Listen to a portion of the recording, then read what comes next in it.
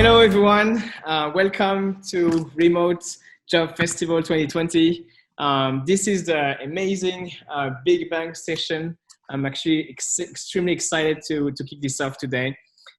We've been really working hard on this, and today we have the opportunity to present to you really what we're working on. So today we have the honor to be hosting this session with Pun-Arj. So we have Pun-Arj, Vice President of National Innovation Association of Thailand. We also have Jerd, Jerd, who is the CEO of Fastwork. Hey, so we have Jerd. Thank you so much to be here. And we have Martin, CEO of Workmate here. How are you, man? Hey, guys. Good. Okay, so this is an amazing panel. I'll tell you why. Because it's probably the first time in the history of COVID-19, which is a recent history, but which have a really big impact, that we have the three biggest platform, actually two biggest at least, Workmate and Fastwork, the two biggest platform of recruitment, Workmate taking care of the blue collars, which represent a big part of the Thai nationals workers, and the big part of the freelancers represented by Jerd here and Fastwork, together joining forces. And why are these platforms joining forces? Is because with GetLinks, we feel that there is something wrong. From our understanding, the Ministry of Commerce have recently said that more than 7 million Thais nationals have lost their employment during the past 6 weeks due to the consequences of COVID-19. And as us, being a recruitment platform, technology driven, we felt like we had to do something. And thanks to the initiatives of the government, the Thai government have been doing many different things. And for us in the private sector, we felt like we have to do something as well. And this is where today we come together to create this remote job festival. You have no idea what it is yet, and we're gonna have the time in the next 45 minutes to go through it, to share what is it about, why we're doing this, what motivates us, and how good it's gonna be to support these unemployed people. So today we have these amazing people. I will start with a question, and we go through that, starting for the government perspective first. So Pun-Arj, maybe tell us a little bit of where do you see the employment landscape in the country since COVID, and where do you see the market have been in Thailand, and the number of people that have been impacted, and maybe a little bit of what the government is doing now to support those people that are in need. Because National Innovation Agencies, or NIA, is under a newly established ministries, very long names. Our new ministries called Ministries of Higher Education, Science, Research and Innovations, meaning that we are governed the higher education or universities for all over the countries, both private and public universities. And at the same time, this includes universities, research facilities, research technology organizations, and funding agencies for the whole system. In the sense, the COVID-19 incidents and also prior incidents, we already faced economic turbulence, I would say. Before COVID-19, Thailand's already experienced very difficult times on economic development and economic growth. So we foresee that there are quite a few numbers of the university students. We are approaching around 400,000 university students that they are going to graduate from the universities that will face a very difficult difficulties on finding their own new jobs. I would say the first jobs or the new job seekers. That's why this is the prime groups that we are looking for to support them.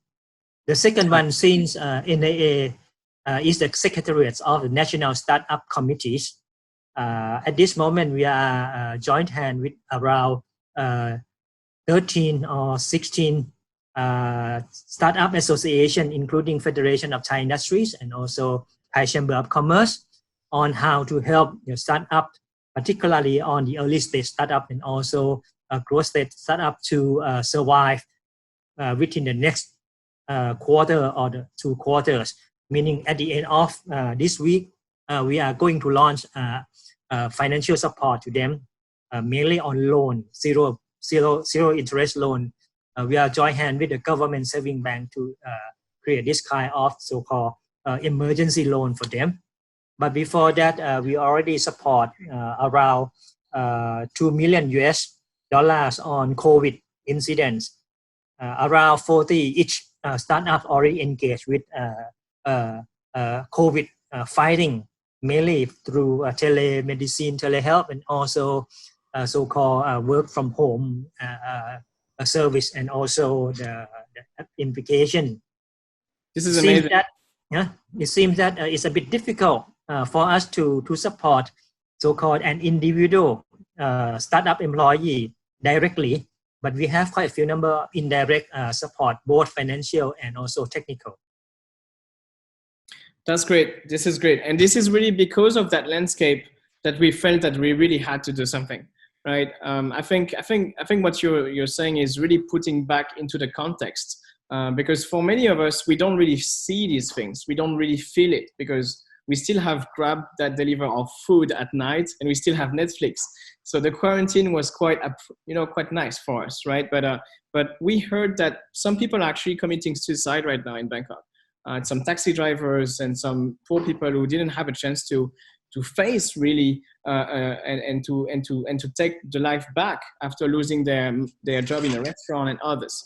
And on the other side, I think the World Bank have mentioned that I think 67% of the Thai population is still connected with factory work and other blue collar works that are highly in risk of automation. So as you mentioned, it's true that even though before the COVID happened, we already had some kind of measure that the government were working on to protect the Thai national to be having a career next decade, right? So this is just being something that is already happening, right? As you mentioned, the university students need to be better prepared for the market, right? They need to be better literate in digital skills, which we call digital literacy, right? And I think you're going to tell us about many of these initiatives that you guys are preparing, and it's going to be really cool. But we've heard this thing that 72% of the Thai students will be graduating and not be able to find a job because they're not really prepared for that market at this era of digital transformation. So today, the COVID is really just accelerating something that we're already there. And this is where I believe this is our job for platforms that are trying to innovate in the recruitment industry to be taking a part of it and supporting those millions of people towards that. So if you mind, I will be sharing the highlight of Remote Job Festival that we've been co-designing, and then we'll get the mic more to Jerd and to Martin to share about what's their take on this one. Okay. So I will be sharing this small presentation, and you're gonna see. Actually, no presentation. Okay. Maybe what we do is we go and we talk about the reason why, Jerd, you think that it was a great campaign to join from your side. Oh, Remote Job Fest, right? Yeah, I think definitely, as you guys pointed out, COVID-19 is definitely a human tragedy and causing a lot of problems in the economy and to Thai people, right? I think it's definitely we want to be a part of a good cause, such as the Job Fest, to get jobs for these people who are unfortunately and laid off without it being their fault, right? And another thing is also, I think we want to, as you guys and also Fastwork are the leaders in the HR space. As leaders, I think in times of crisis, right, people would look to the leader on what to do. And I think we should do our part as leaders in the HR space to guide these people through these hard times. So I think, being a part of a good cause and also working with other leaders in the space is why we're here. And I think we can help a lot of these people with what we have. That's amazing. Thank you, Jerd. And yes, we're going to talk more about freelancers and how you guys are really doing an incredible job to help those people who work from home to find a new income online through freelancing. We're going to talk about that in a minute. Maybe, Martin, you want to share your view on the landscape and how it's been for your company to support that one? Yeah, I can do that as well. I think what we've seen is that obviously the workers been hit, right? So we had an early discussion around this a few weeks back, right, Djoann, where we discussed how we could potentially help the workers. I think for us, it's been a matter of helping actually both sides. So obviously we're a marketplace where it's important for us that we help the poorest people. The poorest people are always the one getting hurt the most, right? This is what we see in Thailand, and it's especially also the numbers that we're seeing coming in from US at the moment, right? The poorest people are always the one impacted the most. On our side, furthermore, all the small SMEs in Thailand, they are also impacted. Very often the small SMEs here, it's private companies with maybe 1 or 2 staff, they're also being impacted heavily by this. So the campaign or the initiative we have had in mind was basically trying to see, once though that SME market get back on track, whenever COVID hopefully is over, we want to see if we can help them get access to a flexible workforce, and at the same time see if we can find jobs for the unemployed workers. Specifically, the shift that we've seen is obviously that certain industry has more or less completely closed down over the last 4 to 6 weeks. You mentioned F&B. Obviously, that's very badly hurt. We've heard about a lot of workers basically traveling back home. They can't even afford to stay in Bangkok anymore, so they're going back to their hometowns. But other industries, manufacturing especially, has also been impacted. There's a few industries that is sort of taken off during these times. You mentioned it yourself, Joanne, right? So you're ordering your food from Grab, right? So there's a few businesses that is having good times, and I think our job is to see if we can canalize some of the workers that's being fired in certain industries, and see if we can find jobs for them in other industries. Sometimes it's directly applicable, right? So they can just sort of be transferred because their skills are the right. Sometimes we need to upgrade them, we need to train them, we need to give them the right direction in terms of making sure they have a future moving forward. So that's kind of like the things that we're seeing at the moment. Great. So to put things in perspective, Workmate today is helping few thousand people in the blue collar industry, being drivers, being customer service, being data entry people, to continue having an income by working from home. Or working for these companies that are enabling us to survive right now, right? You work with Foodpanda, you work with Grab, you work with e-commerce companies. So this is really why I think it makes sense for you to be part of this. So before we get into some question, I just wanted to share 1 2-minute highlight about Remote Job Festival.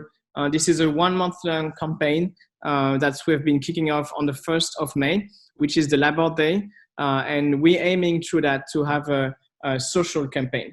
There's no money involved for our side. GetLinks is not making money. Fastwork and Workmate are not making money for that. The goal is really to support ties with income opportunities during the hard time, and hopefully to be social distancing proof job opportunities, which I call work from home or remote.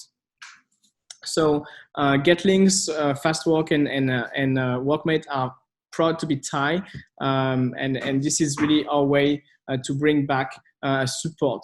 And also, I believe strongly that this is during the hard time that you can see leadership emerge, right? In the dark times, you see the leaders to take action, right? And I see many companies are thinking, oh, this is really something bad happening. And I think this is a leadership effort that we all have to take. So again, thank you for all to join. And this is the exciting things that we're going to see next coming weeks.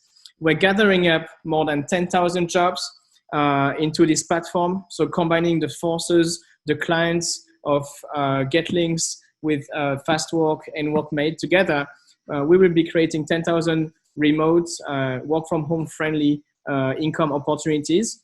And we're pushing that onto hopefully at least 100,000 job seekers. GetLinks database alone is 1 million people. So we hope that this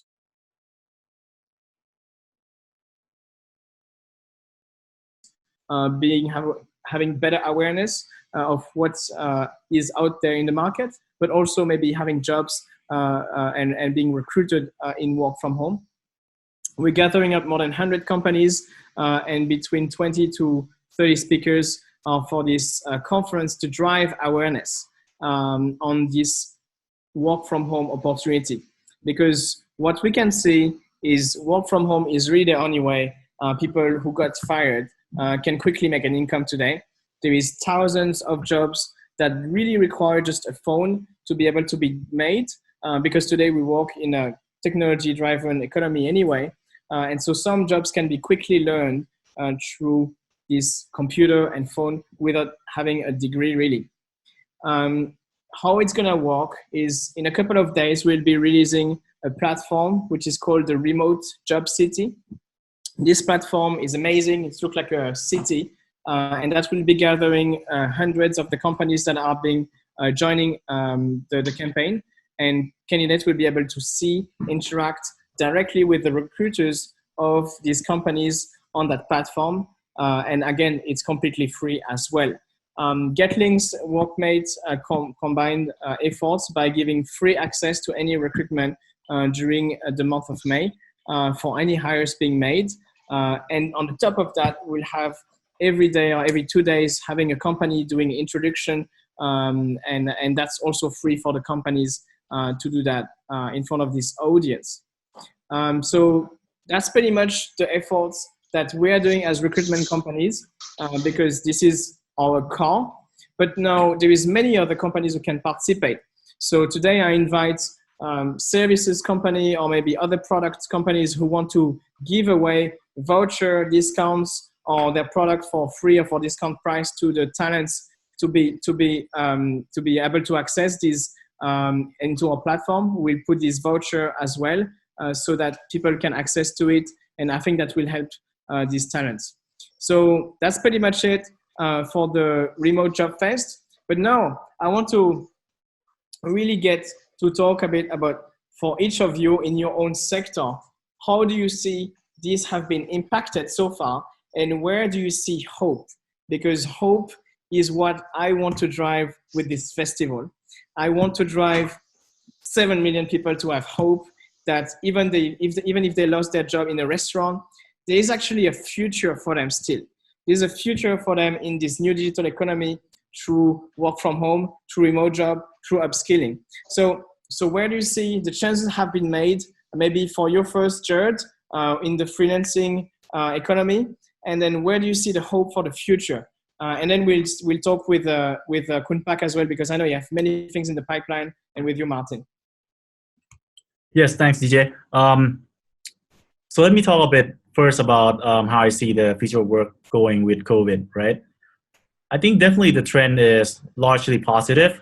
I think that now with the growth in remote work, right, we see a lot more freelancers actually applying to the platform, at least 50% increase over the pre-COVID period. Wow, that's huge. Yeah, I think definitely a lot of people wants to freelance, and the trend will be both in the short term and in the long term. I think in the near term, right, definitely unemployment and the cash position that force companies to be creative in how they manage their costs and also spend on the expenses will push them towards freelancing as well. In the long term, I think that once people are used to remote work, right, they're gonna be addicted to the benefits of it. And the good thing about remote work and freelancing is that they are pretty similar. Actually, if you look at how you hire freelancers before, right, it's you hire online, jobs are pretty well defined, pretty well documented on the platforms, and standardized. So these components are the trends we see that regular jobs before are moving into this, having more of this characteristic with remote work. Because if you work remotely, you gotta make sure your process and systems are pretty documented, standardized, and measured as well. So I see that the change in behavior of people who are used to doing remote work, both in terms of the freelancers, in terms of the workers, and also in terms of the companies, it's easier for them afterwards to transition to outsourcing or hiring freelancers.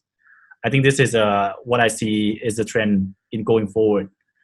And that's a good thing. And I think because people are going to be, especially companies are going to be hiring people remotely, right? I think the benefit is also similar to when people started outsourcing before. So companies are able to hire people outside of their work area. So this opened them up to a lot of new talent pool, right? And that's good news for the talents. So the talents and people who lost their jobs recently, they will be approached by companies who are wanting to hire them from outside of their areas. And they will have more opportunity to work with companies that are before not possible because they're not in the same country, not in the same city. But I think when the industry is used to remote work, the good thing for most employees, is that they will be able to work with companies anywhere. And I think that's a positive trend for people who lose their jobs right now. Yeah, definitely. And I think as you said, right, I think a report from Accenture were mentioning that by 2020, which we're in this year now,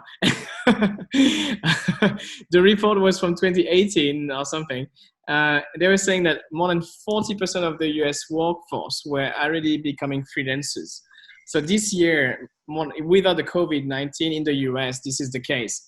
And in economies which are emerging markets like Thailand, of course, we can consider having a lot of this and maybe beyond that already, because there is all this gray economy, right? All these freelancers, shops that are basically auto entrepreneurs that are selling on the streets or that are having those micro businesses. So I think Thailand is already very micro freelanced already on the offline way. I think we can see how quickly Grab and Gojek have been taking off from these, right? Alongside with companies like Lazada, etc., who have those people who are just, one Facebook shop, selling online, and those people also doing microservices. So I think it's just makes sense to have more and more of these freelance opportunities and these freelance talents to grow in the country. No, there is one defining thing, and this is maybe where Kunpak could put some lights on and some shades around this, is that, there is plenty of opportunities out there. There is hundreds of thousands of restaurants to be advised on how to sell on Foodpanda, on how to have a website, but not enough people have the skill sets. Right, and this is only by working hands in hands between the government and the private sector and the education system that we're gonna be able to help those people to approach these skill sets, right? These digital skill sets. So maybe Kunpak, teach us where we are and what's to come in Thailand towards that. You're on mute, Kunpak. If you believe in percentage and numbers of gray or shadow economy in Thailand, you will be surprised. Because in Thailand, shadow economy is among the biggest in Southeast Asia. We are talking about more than half of the GDP ratios belongs to shadow economies. Wow. Meaning that a lot of people work in lives of gray or shadow economy. In that sense, I think this combined between the three specific job description, the skill labor, both blue collar and also freelancers, and also people that's working in a very specific area like coders or scientists, or so-called professional jobs, and also The third one, which is so-called another buzzword, a job for the future, which I'm not sure what really means job for the future, because at this moment we are talking about the current situation. But in a sense, you can see that there are only two scenarios at this moment. First, how to keep the current jobs, right? SME and also startup need to keep their employees intact as long as they could. And at the same time, the second one, what about the new job seekers? Let's talk about the first one, the current job seekers. We are talking about reskill, unlearning skill, and also so-called new skill. That's why we call run, right? This kind of things before the economic crisis and also COVID-19, a lot of governmental agencies talking about how we can leverage the skill set, a new skill set, not only digital, but also a new set of services. Right. Don't forget that around I think 53 to 57% of Thai GDPs belong to service sectors, and mainly this is hospitalities and MICE. At this moment, you can see that all hotel already closed, and at the same time, aviation industry as well. That's why the government procurement and government jobs come into place. We are talking about creating temporary jobs for those who are working as a vendor for the government agencies. Right. Last month, Ministries of Public Health just announced a new job for healthcare. We are talking about 40,000 new jobs for healthcare. Wow. And at the same time, at this moment, we are talking about the last mile attempt. Don't forget that digitalization cannot reach some group of people. A group of people like the age population Right. or handicap. So we need digitized helper, right? People that's working as a civic tech companies or social enterprise that working along the side with digitized company that can help the helper to help the vulnerable people. This is very important. Another scenario is that a lot of people already experience a big migration on economic last month when the government start to lock down the whole nation. A lot of people already left Eastern Seaboard and also Bangkok. We are talking about at least 4 million people already returned home. I believe that more than half, maybe 1.5 to 2 million people, they will no longer need to return to Bangkok or EC after the crisis. In that sense, local economies come into play.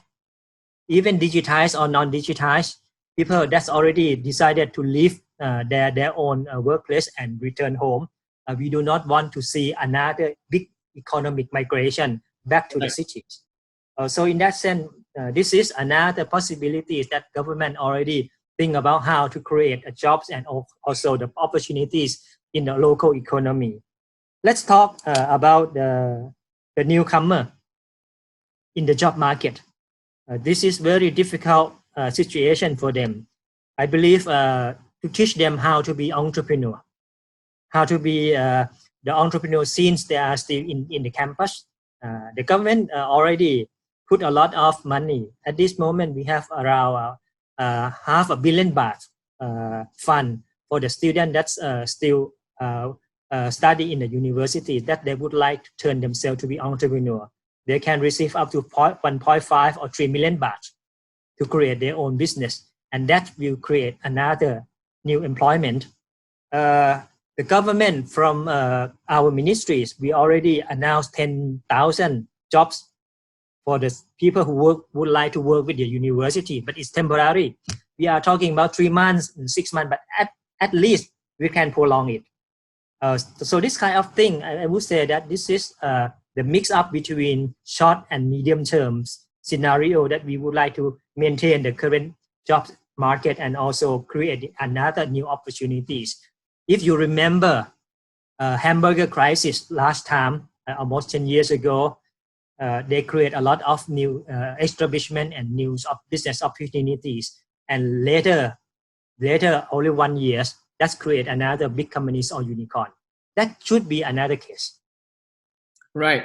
And this is why we wanted to call this event, this campaign, the Remote Job Festival, because to us, we're entering a new economy. It is beyond COVID. It is beyond just work from home. This is remote. Remote means also all these people that are coming back to their city outside of Bangkok and who probably won't be coming back in Bangkok after that. But that will dynamize the local economies and hopefully create more opportunities, more entrepreneurs there, as well as more digitalization back into the provinces, right? And what we said, Muban, could be really become a satellite of all this digital transformation as well. What we can see globally, and as from the International Labour Organization, is most of the jobs are actually moving back into the locations from the capital back to the sub-capital and the third locations. And I think this is a new economy that's going to emerge. And for the people who will be able to adapt the fastest, they will be able to take this as an opportunity. And as you mentioned, from there, we will see mega corporation and probably unicorn to be able to rise from this crisis, right? So it's all about adapting. It's all about, for individuals, having the ability to learn those new skill sets and learn to work remotely to keep an income during the crisis. And for companies and organizations, it's the capability of working with social distancing, right? Through software engineering, but also robotization. And this is really where we're going to start to see the impact of the digital transformation we together have been talking about for so long, right? GetLinks have been co-helping for this startup ecosystem for the last 5 years. I think Startup Thailand have been one of these great opportunity alongside with Digital Big Bang to show to the masses of what is going to happen, right? So I think we're just seeing that accelerating. And I like to ask you, how do you see that remote economy being shaped for you, Martin? Because you are at the heart of this, right? For us with GetLinks, we work with the technology companies, e-commerce, etc., on the software engineering, product, AI type of jobs. But you work with the real people who are really doing the work, right? Those Grab drivers, those customer service people. So how have you seen this evolve, right? And how do you think this is going to accelerate this movement towards the remote economy? For example, for Grab or for Food Panda, how is this really taking shape? I think it's important that sometimes the positive side effects of crises is that things will sometimes happen much faster, or people start to think out of the box much more when you're in a crisis, right? So I know for a fact that many of our clients, and I think for you as well, Djoann, right? They have been a little bit reluctant to the advantage of using technology and to remote accepting remote workforce, right?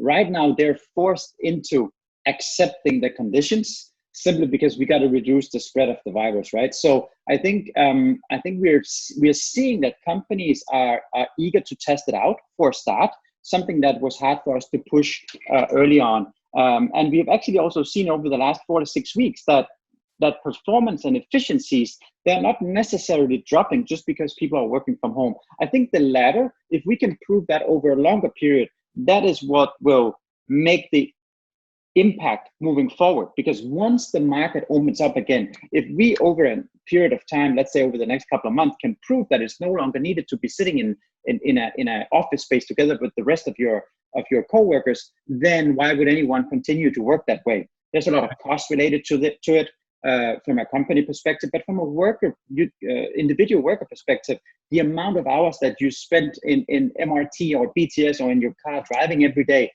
taking 25, 30% of a low salary income just for transportation costs, it's simply not worth it. So this is, it will be a win-win both from a worker and a company perspective. I think it's still too early for us to say whether this trend is going to, pick up with the same speed after the COVID takes off, or after the COVID normalizes or is gone in the market. But we're definitely seeing the interest from not only tech companies, but from anyone who wants to see whether they can outsource part of the lower tier workforce. Call center position is a brilliant example as well. Yes. Yeah, thank you for that. And I think it's amazing because when you think about it, I could be working as a customer service person from anywhere in the world, right? And I think Philippines as a country have been doing remote work and taking probably 20% of their GDP from these remote workers, right, for a long time. So it's just about shaking those companies to adapt, right, and create those processes. But then that's freedom, because that's enabling people from Philippines to be able to take jobs that usually would be in the US as 2 or 3 times more expensive in terms of the salary than Philippines. And that's been a huge opportunity for the Filipino market, right? I think we have seen the same type of market arbitrage in Vietnam for the last 20 years, where Vietnamese companies have been outsourcing European and US software development just because, you know, they could get more money by working with these US companies and European companies than on the local market. And I think this is really where we want to educate talents with this remote job fest in Thailand in 2020. We want to make Thai people realize that through Fastwork and through this partnership we are creating together with GetLinks and with Workmate, there is plenty of opportunities of working from home that doesn't require a bachelor degree, that doesn't require to have done Chulalongkorn University or to have the 4 grades, that just require to have a computer and the motivation to make an income. And if we can really do our part as recruitment platform to put this opportunity online and to make it very, very seamless for talents to access to this, I think we will have done our part. And I think this will materialize to creating millions of income for those people. So this is the first part. And the second part is really what you mentioned about these companies to adapt, right? And when we think about this, yeah, it just makes so much sense to work remotely, right? I was talking with the CEO of Mercedes-Benz 3 days ago, and he was telling me that he was like this, looking at all these 900 staffs in his office, and he was thinking like, this is fixed cost. Right? And he was thinking, how can I optimize those fixed costs to be actually generating something more than just hour of work, right? And this is through creativity that he found the solution to do that, right? So the companies who are able to get rid of offices by default will reduce their OPEX per month and will have more capital to invest in research and development, marketing, and take more market shares than their competitors. So this is now so clear that the companies who are adapting the fastest to this new remote work economy will be the winner of tomorrow. Now, I think this is really what this event is about. It's about shaking the market to make them realize that, number one, with a little bit of optimism, we have 10,000 jobs opportunity, and hopefully we can create a movement from these 100 companies that will join us from this event to inspire 1,000 companies who will adopt the remote work and provide remote work opportunities for the decades ahead for Thais and beyond. That's number one. This is the optimism that yes, there is a future for Thai people who lost their job. Yes, there will be work opportunities, and yes, it will be social distancing. So with or without COVID, we can guarantee that people will make an income by working remotely. And the second message is to be adaptive, because COVID is just maybe one of the big waves that we've faced, and it's maybe one of the biggest change in our lives, in our lifestyle, in how we work, in how we live. But it might not be the last one that will happen. And I think, Khun Pak, you've mentioned it. With or without COVID, we were about to see a massive digital disruption to happen to many of these jobs anyway. And this is our responsibility as private sectors, alongside with the government entities and the public, to work together to prepare the nation to be able to be digital literate and have the chance to be part of this new economy. So by co-creating this event together, I think GetLinks, Fastwork, and Workmate, alongside with the government and hundreds of other companies that are joining, like Grab, Lazada, but also normal companies that are maybe not Grab, but that are participating to create these work from home opportunities. We are saying that we believe there is an optimistic future ahead. We believe there is an inclusive future for these people to be part of this new economy, and we want to be the gateway for that. Inclusion, optimism, and adaptivity are the three keywords that we want to put in everyone's mind. We're going to put them in English, but we're also going to put them in Thai and maybe in Chinese, in French, in every language that we can, because this movement is not just in Thailand. This is the movement that the International Labour Organization, alongside with the World Economic Forum, have been started with the 1st of May and the Labor Day. And I think this is going to go ahead and help beyond this month of May. Thank you so much for taking the chance of establish new leadership and caring for these millions of people who lost opportunities. Thank you so much for creating this wave and being the first one to believe in it. Now let's share that among our friends, amongst our clients, amongst our families, and let's make all these people to participate to create this remote work economy together. Thank you.